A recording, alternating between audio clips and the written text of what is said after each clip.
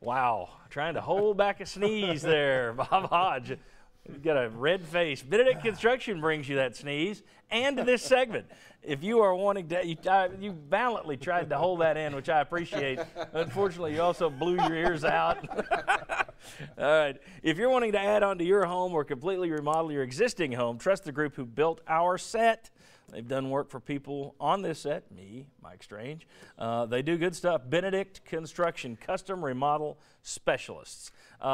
We've got a lot more to tackle, as I've said. We also invite your questions at SportsSource TV. Tweet them to us if you want us to tackle those in overtime. Todd Helton, Jalen Hurd, a lot of stuff to talk about. Vols versus Pearl.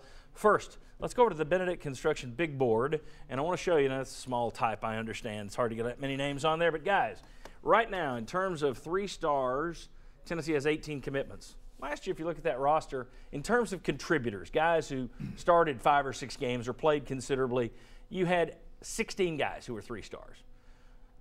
You had 4, of your 4 stars, you had 11 guys last year. Well, you got 9 commitments, according to Rivals, in that same range this year. You had 7 key contributors who were 5 stars last year. You have 0 commitments, according to Rivals. We know Trey Smith is #1 on some services, but according to Rivals, 0 5 stars committed for this year. But let's look through this list and see if anything surprises you here. Micah Abernathy, 3-star. Over on the far left, these 3-star guys. Josh Dobbs, pretty good for a 3-star. Malik Foreman, Chance Hall. John Kelly looks better than a 3-star, I think.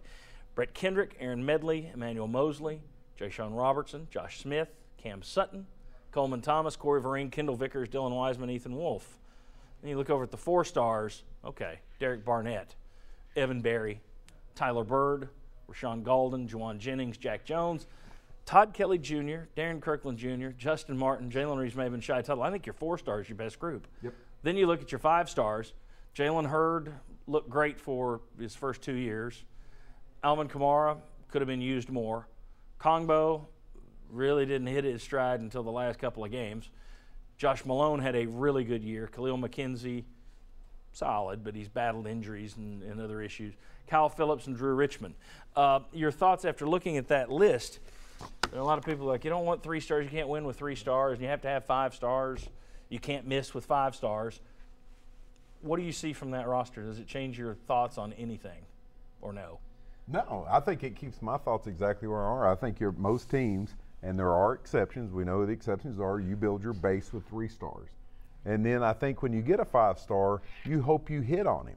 And I think if you look at Tennessee's list of 5 stars, who out of that group did they really, really hit on? And you've missed on several. You've got 5 stars that aren't on that list, exactly. So and Preston Williams, Vic Wharton, guys that everybody, I think, a lot of guys. Yeah, I think it speaks for itself that most NCAA football teams have a broad base of 3 stars, and you hope your 5 stars turn out to be your All-Americans, Heisman Trophy winners, which never happens here. Thoughts? Well, for one thing, there aren't that many 5-star recruits out of your 1,000, whatever recruits there are. There's so many 3 stars and a good number of 4 stars, but there aren't many 5 stars, so they're not going to be at the top of your list. That's also one of the reasons that I always think it's a little bit of a false, it's a little bit of a head fake when you see every year there are more 3 stars in the NFL draft first round than there are 5 stars. Yes, because there are more 3-star grades across the country. So it's a higher rate of exactly 5-star guys. Right. They're going to pan out to that level. Well, and what is the process? I mean, John, you said it yourself. You pointed out, Trey Smith is a #1 by ESPN, but he doesn't go to a certain camp for another recruiting service. And also it has to do with how quickly these players are physically maturing. Who's grown into their frame faster? A lot of these guys haven't grown yet. There's a difference between a guy that hasn't turned 18 when he signs on February 1st and a guy who was essentially redshirted and is 19 still in high school. So I think that affects the ratings as well. Well, and I think a good example of that is Drew Richmond. Drew Richmond's one of your 5 stars, and I think people, he redshirted his freshman year. He started out bad this year, but as the year went on, he was getting better. And I think that goes to Mike's point. I mean, he's kind of growing into what he's doing now, and you've got the guy for another 3 years if he hangs around. The problem is you look at a 5-star and you think, wow, he's going to walk in the door as a 5-star. Yes. Well, some guys do. very rare, but some guys, Jalen Hurd walked in looking like a 5-star. Derek Barnett walked in looking like a 5-star, and he was a 4. That's, yeah. Bryce So Brown walked in and out. as a in and out. 5-star. There you go. I mean, so some of them don't do that. Exactly. I will say this, Tennessee has won 18 games the last 2 years, right? Only Alabama and Florida in the SEC have won more games, and Florida won 19.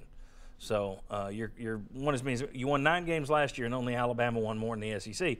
So obviously you can win with a lot of 3-star guys, but you need some 5-stars to sweeten it. And as we said in the second segment, I think this is a fine class, good class. There's nothing to pull your hair out about.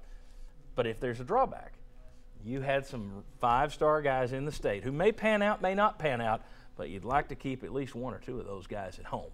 And you missed on a couple of them. And to me, that's what this class is going to be remembered for. If you get 1 or 2 of those, if you get T. Higgins, just as an example, if you get him, people are looking at this class in a whole different light.